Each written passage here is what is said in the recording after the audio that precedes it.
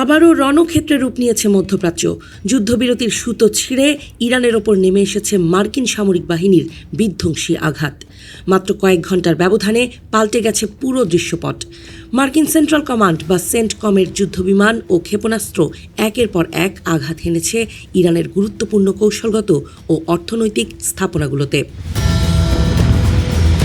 এই মুহূর্তে সবচেয়ে বড় খবর হচ্ছে ইরানের প্রধান তেল রপ্তানি কেন্দ্র খার্গ দ্বীপ সহ একাধিক বন্দর নগরী এখন বিস্ফোরণের শব্দে প্রকম্পিত।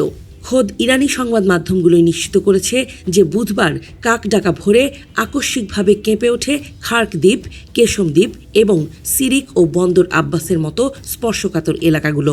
চারদিকে আকাশ ধোঁয়ায় অন্ধকার হয়ে এসেছে বলে খবর পাওয়া যাচ্ছে। মূলত ওমান উপসাগর ও পারস্য উপসাগরের সংযোগস্থল তথা বিশ্বের সবচেয়ে গুরুত্বপূর্ণ জ্বালানি রুট হরমুজ প্রণালীতেও 3টি বাণিজ্যিক তেলবাহী ট্যাঙ্কারে রহস্যময় ক্ষেপণাস্ত্র হামলার পর থেকেই এই উত্তেজনার পারদ চড়তে শুরু করে। মার্কিন প্রশাসন এই হামলার জন্য সরাসরি তেহরানকে দায়ী করেছে। এরপরেই ওয়াশিংটনের তরফ থেকে আসে সেই চরম হুঁশিয়ারি, যার বাস্তবায়ন দেখা গেল আজ ভোরে।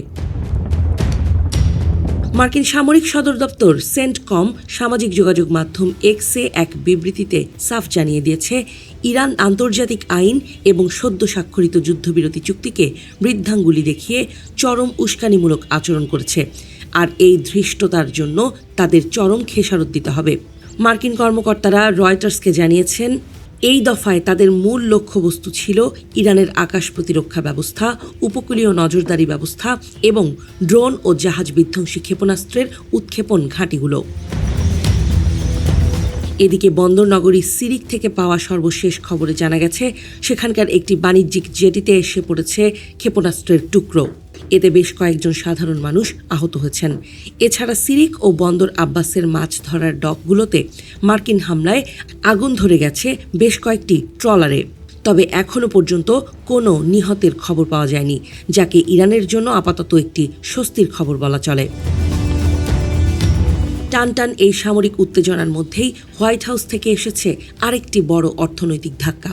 ওয়াশিংটন শুধু বোমাবর্ষণ করেই ক্ষান্ত হয়নি, ইরানের ওপর থেকে তেল রপ্তানির যে বিশেষ লাইসেন্স বা ছাড় দেওয়া হয়েছিল তা তাৎক্ষণিকভাবে বাতিল ঘোষণা করেছে।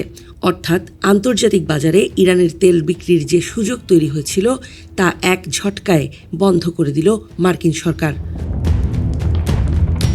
আমেরিকার এই দ্বিমুখী অ্যাকশনের পর বিশ্ব অর্থনীতিতে বড় ধরনের ভূকম্পন শুরু হয়ে গেছে। তেলের বাজারে সরবরাহ বিঘ্নিত হওয়ার আশঙ্কায় আন্তর্জাতিক বাজারে অপরিশোধিত জ্বালানি তেলের দাম মাত্র কয়েক ঘন্টার ব্যবধানে 3% বেশি লাফিয়ে বেড়েছে। বিশ্লেষকরা মনে করছেন, এই তেলের দামের ঊর্ধ্বগতি বিশ্বজুড়ে নতুন করে মূল্যস্ফীতি উস্কে দিতে পারে।